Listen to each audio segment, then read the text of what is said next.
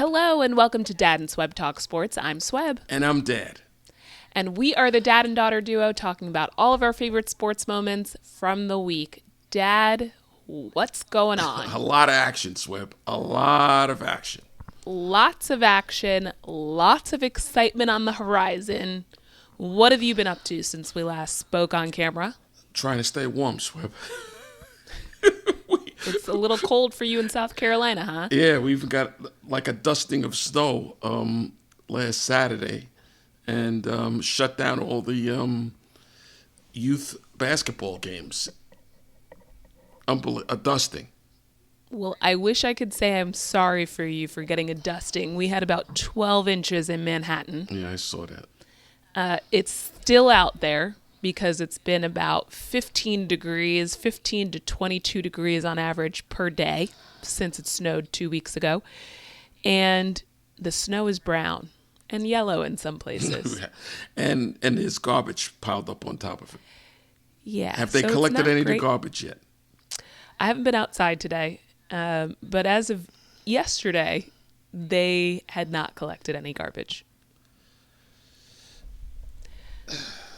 So it looks beautiful out there. A winter wonderland in New York City. Now, what else is going on in your life? Not much, Swebb. Getting ready for some big games coming up. I am working like a dog. Well, about time. They're running me ragged around here. The juice has been squeezed. We got gallons of juice out there, and it's not here. But lots of fun sports events coming up. Yep, we got some Olympics action coming up. Knicks. The Olympics. Now, the Winter Olympics starts on Friday. Technically, it started today, which is why I posted my TikTok of me getting a USA jacket last night, because I have had it on in the background. Some curling. They've been doing some, interest pieces on the athletes. I am super excited. It doesn't matter if it's summer or winter. I'm all in on the Olympics. Yeah, should be good. Should be good. But winter is a different story because we've got a lot of action. The Super Bowl's this Sunday. Carolina and Duke on Saturday. The Knicks All-Star game is next week. So I need to figure out my TV viewing schedule because I try and watch as much Olympic coverage as possible. And I'm really excited. I almost thought about going. A few months back, I thought about going. Now that my passport is active for the next 8.5 years, I thought, this time I'll make my flight. That'd be good. Listen, you were thinking of going to Italy? Yeah. In the winter? You've never been to Italy. Yeah, I'll pass. But Italy is amazing. The food is phenomenal. I've heard. Not a green vegetable in sight. Right up your alley. Why no vegetables? No, they don't really do salads. It's not really a thing. They do iceberg lettuce salads. Exactly your type of salad. Oh, I like iceberg lettuce.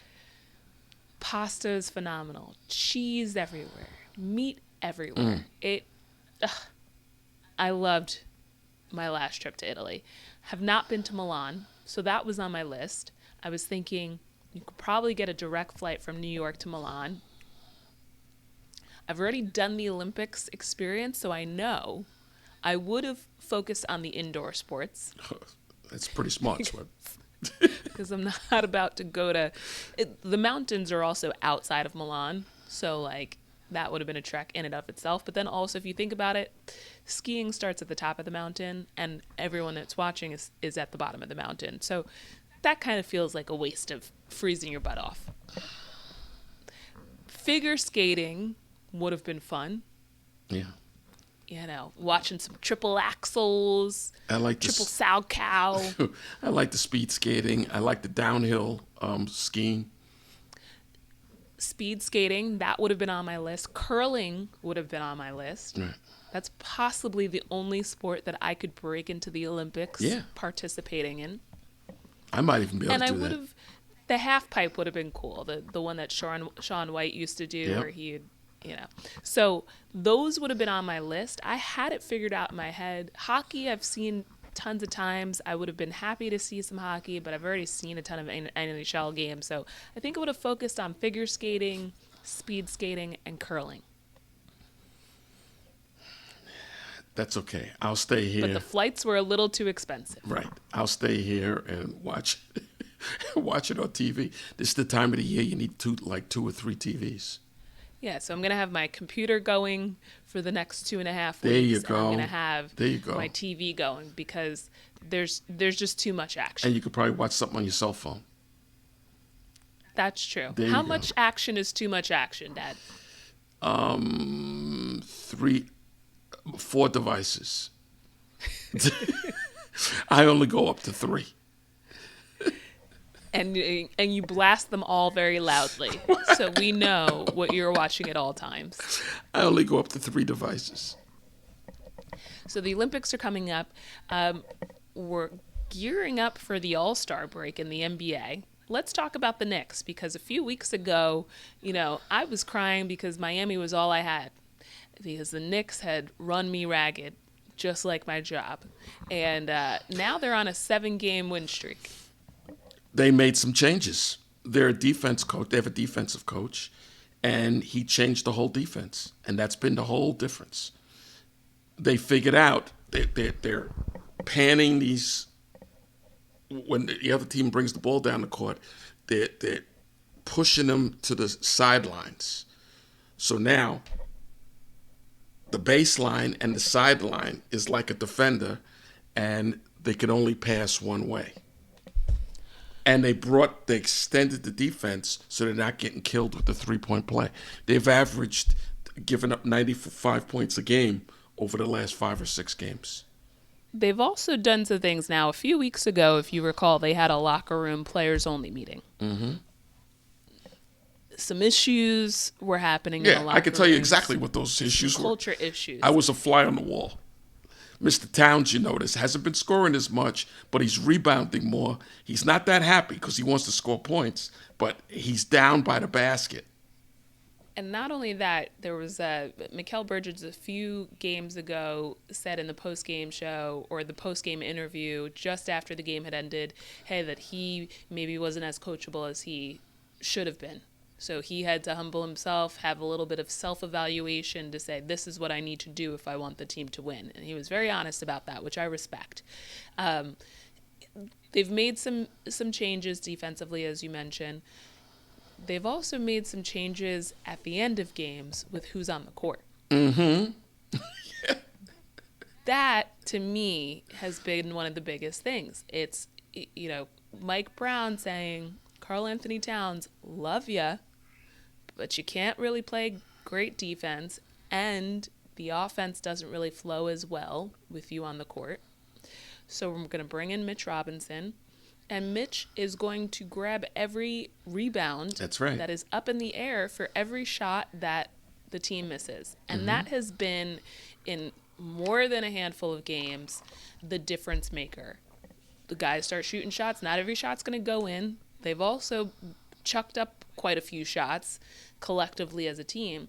But when you have Mitchell Robinson down low and he's able to grab rebounds the way that he can, that allows guys the opportunity to keep taking those shots, knowing that they're going to get a second possession, third shot on one possession. So these are things that there was a few weeks ago, I can't even remember the game right now, but a few weeks ago, I actually said, they're missing too many shots. They need to bring in Mitchell Robinson to get under the basket and start grabbing those rebounds. And legitimately 30 seconds after he got into that game, and this has happened a few different times, he was able to start grabbing those rebounds, kicking the ball out.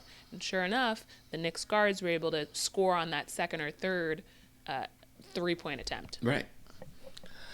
That happened the other night. Not the Washington game, whoever they played the night before that, the game before that. Listen. The Lakers. Yeah, the Lakers game. Here's the deal. In the NBA, there's a lot of guys, there's a lot of players that are happy scoring a lot of points, and a few fancy dunks that are on Sports Center. And if their team wins, great. If their team loses, it doesn't matter, as long as they're making money. And if they're making 30, 40, $50 million a year, it doesn't matter. Some guys want to win, and they'll play this game for free. Those are the guys you want. And if they make a lot of money and they still play like with their hair on fire, those are the guys you want. Guys that just want to put up empty stats. It doesn't matter how many points you score. You've got to win. It's about winning. It's about winning. Right. And it also it creates this bad energy in the locker room because you've got half the team wants to win and then you've got other guys who are just out for themselves. So if you don't have that team mentality, that's where you run into problems with your team in the locker room and the culture that's created. I think it's also been good to see guys like Landry Shamet back on the court. Yeah, he's been great. Dynamite hitting outside shots. Deuce McBride, unfortunately, has a sore ankle, and he's been out with injury, but Landry Shamet stepping into that role, Tyler Kolek getting more minutes. Now, Mohamed Diawara last night against Washington, or Tuesday night against Washington, ended up going out with was it an ankle injury as well? Yeah. And he'd been playing pretty good. But you have the luxury of playing the Washington Wizards and how terrible they are, that a lot of guys got minutes on Tuesday night, and it was nice to see Ariel Hukporty step up. Right. The starters, most of the starters didn't even play in the fourth quarter. Right. Because they have a game tonight. Jordan Clarkson has been out of the rotation, but given the opportunity, played really well, played clean basketball. So those are the things that you want to see when you get the opportunity, that you play well, that you making shots, that you're creating offensive opportunities for the whole team, and that you're not turning the ball over. So this has been good to see out of the Knicks. This is now a 7-game win streak. Now they go Wednesday night, they'll play. Tonight they'll play the Denver Nuggets at home. Tough schedule. Luckily, Denver also played last night. They played the Detroit Pistons, which was tough. They lost that game. So you'll have two tired teams, but luckily the Knicks will be a little bit more well-rested because they didn't have to play most of the game against the Washington Wizards on Tuesday night. Yeah. They got to keep playing the way they're playing. They have very good chemistry right now. And I don't think they're going to make any major trades. Trade deadline is Thursday afternoon. I think they will just maybe make a minor trade to pick up somebody, but they're not going to make any major trades. So just like that, we're back feeling good about the Knicks. Now, isn't it great the way sports makes you feel? It's a roller coaster. Now, just remember, some of these other teams have made some big trades. The Celtics made a few big trades. Some of these teams, the Bulls have made some trades. Oklahoma City made a big trade. So when everything shakes out after the trade deadline, you see who has what. Because some things, Cleveland has made some big trades, some I don't dumb understand trades. the Cleveland trade. We can talk about trades a little bit later. But right now, I'm not sure that I've seen any trade. Maybe the one... Charlotte's making a push for it, getting Kobe White. But I'm not sure I'm seeing any trades that... All of a sudden, Charlotte's the hottest team in the league. Yeah. Besides the Knicks. The Knicks are the hottest team. Charlotte's the second hottest. Unbelievable. So let's talk through some more college basketball. Let's do this Saturday. Big game. UNC versus Duke. Mm-hmm. How are you feeling about it? I feel good about it. Duke's off to a hot start. They're playing great. Carolina has made some adjustments in the backcourt, and they're playing real good. Listen, you have the 1-2 punch in Caleb Wilson and Henry Visser, who've played really well together. They play off each other really well. I loved seeing the game against Syracuse the other night. You saw Stevenson step up. I'm not as enamored with the guard play out of Carolina. A little inconsistent. Luka's starting to play real good. Who? Luka. My issue with him is that he chucks up too many. He's sloppy. He has a lot of confidence. Remember, he played professional ball in Europe for a few years where he was like the man. So it's taken him a while to fit in, but he's a scorer. He's certainly been given a long leash because back in the day when I was going to Bucknell college games, if you chucked up the shots that he chucks up and you made the turnovers that he makes, you would be on the bench, swiftly removed from the game and never to return again. So the fact that he, sometimes I'm just not used to this new style of coaching and playing where guys can continually make some, and it's not just chucking up shots and turnovers. I've also seen him trying to like dribble through guys. It's not just, accidentally throwing the ball out of bounds or being deflected or whatever else. I've actually seen him try to run guys over or dribble through two guys. He's trying to get used to the speed. Two guys. He's trying to get used to the speed of these guys. But you know what? You know why the coaching is a little different now? It's called the transfer portal. I would not want to be a coaching these guys in these times. That's why you see a lot of these older coaches retiring. Because if you get too hard with these guys, they just transfer out to another school after the season. You have to have the perfect blend of being a good coach. You want to be a player's coach, but you also have to be a disciplinarian. If your team is winning, it works. It can go south real quick if you're a disciplinarian and your team's not winning. Or there's a few tough losses and it starts to spiral. So but it's kind of like personnel management in any sort of job. Now, if you run a business and you're managing Gen Zers, like they have a slightly different mentality. So it's no different than coaching as to running a business when you're trying to teach up a bunch of young kids. They don't always want to hear it. Man, I sound like an old lady. What about the millennials? The millennials are very smart. Are they, at least the ones that you're related to. Are they coachable? Some of them. Myself, yes. Yeah, you. Others, not. Boy. So, I'm glad I don't have to deal with that stuff. We've got this weekend, tonight we've got the Knicks. Then Friday we've got the opening ceremonies of the Olympics. Then it's gangbusters with everything that's going on in Milan. Then we've got Saturday night, we've got the Carolina Duke game. Then Sunday is the Super Bowl. Hey, you can't ask for more than that. It's going to be with the Olympics, and what would it be, 5-6 hours behind? So a lot of the action is going to be taking place during the day, the outdoor sports. So you'll know about that stuff during the day. But then they'll show it at night on NBC. There's going to be action constant. Then you got college basketball, you got hockey, you got... Well, hockey, they'll be playing in the Olympics. So they're on an Olympic break starting Thursday. Right. I got to be honest. I usually have people over for the Super Bowl. And one of my friends asked me what I was doing for the Super Bowl. And in my head, I knew I was having people over, but I never told anyone because I forgot that the Super Bowl was this Sunday. That's how much is going on right now.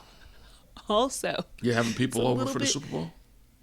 Yeah, because I want to sit right back there in sweats and not have to do anything. So I'm having people over so that I don't have to do anything by leaving this apartment. So that's how it works. Sometimes you have people over so that you don't have to go anywhere and that you don't have to dress up or put on makeup or anything. Or you could just stay at home by yourself and watch the Super Bowl and the Olympics and everything else. Yeah, but it's one of those things where there's a lot going on. It's like you want to be able to talk to people and there's commercials, there's all this stuff.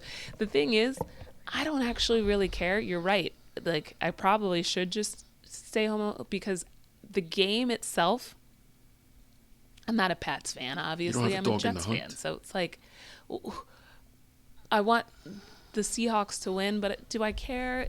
Sam Darnold used to be a Jets player. I hope for the best for him. But, like, do I care about the outcome at all? No. I don't even care about the halftime show. I don't care about any of it, to be honest. The Jets. But I'm going to watch it to be part of the conversation that everyone else is having. The Jets traded up to get Sam Darnold. And look, he might have a Super Bowl ring and when they it's all brought said him and in, done. and their offensive line stunk For the whole time he was here, they had no wide receivers, and they had to wind up trading the guy. Or they wound up trading the guy. They never fixed the team. And now he's on the verge of possibly winning a Super Bowl 7 years later, 8 years later. So let's talk. Listen, I guess I'm rooting for the Seahawks. Like, I guess. I'm not going to root for the Pats, although I think the Pats are the better team, but I don't really care. But Olympics, I'm all in on every single event. So let's talk about some warmer days to come. Yeah. Spring training. Starts next week. Spring training starts. Is it the 15th? No, it's they report on the 11th. Pitchers and catchers report on the 11th. Start working out on the 12th. Well, there you go. 1 week from tomorrow. And it's going to be, I looked at my phone, it's going to be in the 70s next week in Tampa. Good for them. I'm happy for them. It's like magic. As soon as spring training starts, all of a sudden the temperature goes up into the 70s. Someone's got to be able to thaw out. So let's talk some baseball. What are you most excited about for this Yankees roster? And I know we'll talk a little bit more once the season gets going, but going into spring training, how are you feeling about the squad? Well, they have a lot of pitchers that they brought in, especially relief pitchers. They got to figure out who's going to make the team and who's going to go to the minor leagues. And they pretty much have the same team that they had last year. Now, that they ended the season with, about 8 of the players that they ended the season with, they picked up at the end of July at the trade deadline. So the whole team they didn't have the whole year. So they're not really running it back. They're running it back from what they had at the end of the season. But about 8 of those guys weren't with them the whole season, the first 4 months of the season. There'll be a lot of questions to see who comes in 100% healthy and gets off to a good start once spring training games start.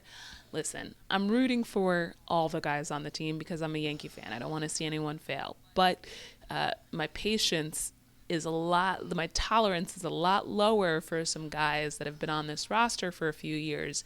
If they start the season off cold, I'm going to get frustrated. Okay? I'm talking to you, Mr. Volpe. Well, Mr. Volpe isn't going to play for the first 4 to 6 weeks because he had that surgery that he had a week after the season ended on the labrum. Okay? So just cut him a little slack. Be patient. Or do you want to get rid of him and then he winds up on the Dodgers and he's winning a World Series in a few years? Okay, I'm not concerned like the Jets, about that. Like the Jets did with their quarterback that's gonna on the verge into the Super Bowl. You got to be patient with guy. He's 23 years old. Patience. We'll see. Patience. We'll see. And he has a good family. Okay. I met the whole family. Well, good. In spring I'm training. happy. He seems like a nice guy. He's a great guy. I'm a fan of him personally. His parents are great. His mother and father are both. You simply cannot be batting 200. His mother and father are both doctors. For the season. Nice people. Okay. They're good people. Nice. If nice can't get you to hit at least 280, then I'm not interested. I'll settle for 250, 260. Remember, he had 70-something RBIs last year and 19 I'm just homers. so used to. I grew up in a time where I had Derek Jeter at short, okay? Derek Jeter is a Hall of Fame ball player. First ballot Hall of Famer. You cannot expect that. I grew up with guys like Horace Clarke and Gene Michael in the middle of my infield. And then I was fortunate. I refuse to accept anything less than Hall of Fame caliber. Well, you got Aaron Judge. How many guys do you think that are playing on teams right now are going to be in the Hall of Fame? You think all these teams have 5, 6 guys going to be Hall of Famers? You have Aaron Judge, one of the greatest right-handed hitters of all time, maybe.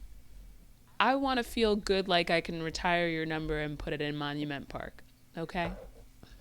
I need guys who can win. Not everyone needs to be a Hall of Judge Famer, is but gonna I have need his guys who can win. Judge is going to be out there in Monument Park. We don't need to talk about Judge. Judge is fine. I'm okay with it. But guess what is about to happen? What? You're wasting Judge's best years.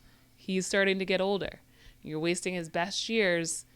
And, that window is going to start to close. And it sometimes it happens quickly when you get older. Oh, I've seen that. So Just remember, they said the same thing about Don Mattingly. He didn't get to the playoffs until his last year with the Yankees in '95. And then what happened from '96 after he retired? and guess what? He didn't have a ring as a player. He never had a ring. No. He never had a ring. Okay. And he came with an inch of getting one as the hitting coach of Toronto the other day. Listen, I'm all for you being a great coach, all the things, but I want you to be winning rings as a player. Yeah, that would be nice. But you know what? The team went off and had a dynasty right after he left. And it wasn't because he left. It's because everything was set up with younger players. That's why I'm always for melding in some young players so you have guys coming This will up. be Volpe's 4th year in the league. Yeah, this will be his 4th year. So, But it's not just on him. He's not the only guy on the team. okay. I'm not saying it's just on him, but you can't have guys at the bottom of your order hitting around 200. Do you ever hear of a guy named Mark Belanger? No. He was a Gold Glove shortstop for the Baltimore Orioles when they were winning championships. Guy hit about 230 for his career with no power. You ever hear a guy named Dave Concepcion? Yes. Shortstop, Big Red Machine, the Reds, championship team, tons of Hall of Famers all place. He was shortstops. This is something new where shortstops are big hitters. Back in the days, when I was a kid, shortstops were the weakest hitting guy on the team. The Mets had Bud talking about Harrelson. the He couldn't 60s? hit his way out of a wet paper bag, but he was the shortstop for a world championship team. Are we talking about the 60s? Yeah, what's the matter with the 60s? Dude, it's 2026. Okay. Yeah, so what's we, but we at see, least need to talk about some more what you current think, times. What you think baseball started? Those guys weren't even going to the weight room back then. Right, and you know what? There were no pulled muscles. There were no this, no that injury, this injury, that. These guys played 100. They played every game of the year. Okay? Okay. Yeah, these guys go to the weight room, and they're all bulked up. And before you know it, look at Stanton. Who's stronger than him? Who's more bulked up than him? And you could already pencil him in for time off this year for injuries. And it's always good some gig, huh? It's always some muscle injury. Pretty good gig. He's also old at this point. I mean, Yeah, but he's been old man River. he's is like around 37 or so. But and he's an old 37. yeah, but he's been The guy can't even run. He runs like Dave Portnoy. Dave Portnoy can't run. Did you see that video? No, I haven't seen it. I'll send it to you after this. You run better than him, and you can't run. Wait. You haven't run in since the 60s. Okay. It's you, Giancarlo, and Dave Portnoy Yeah, out there. but when I was running, I had pretty decent speed. Swebb. And we'll never know I had pretty decent speed. because there were no cameras back then I was to pretty record decent, this. and I was a catcher, and I had pretty decent speed. Okay. Sure, bro. Yeah. All right. I think we all know what we're excited about because we've been talking about it this whole time. Instead of tip of the week this week, let's do a little quick hitting. I ask you a question, you give me a response. Okay. Okay. How quick a response? 10 seconds or less because you're quite long-winded. Okay. So let's start off easily. Karl Anthony Towns. Now that they've reined him in a little bit, we have a shot. Giannis Antetokounmpo. Great player, but he's had so many calf injuries now, strained calves. You can't take a chance on giving up a lot for him. Because you know what the strained calves lead to? Torn Achilles. The Los Angeles Lakers. I mean, Los Angeles Lakers. They're done. And the owner is so tired of LeBron James. He won't be on their team next year if he plays. And he's still very productive. It's a shame. But sometimes you just wear out your welcome. Aaron Boone. I love the guy. Most Yankee fans don't. I like the guy. He knows how to handle people. Most of baseball managing, remember, you have 6 weeks of spring training, then you have 6 months of the regular season, then you have the postseason, okay? And you got to handle all these different personalities. All right, time's up. The Dodgers.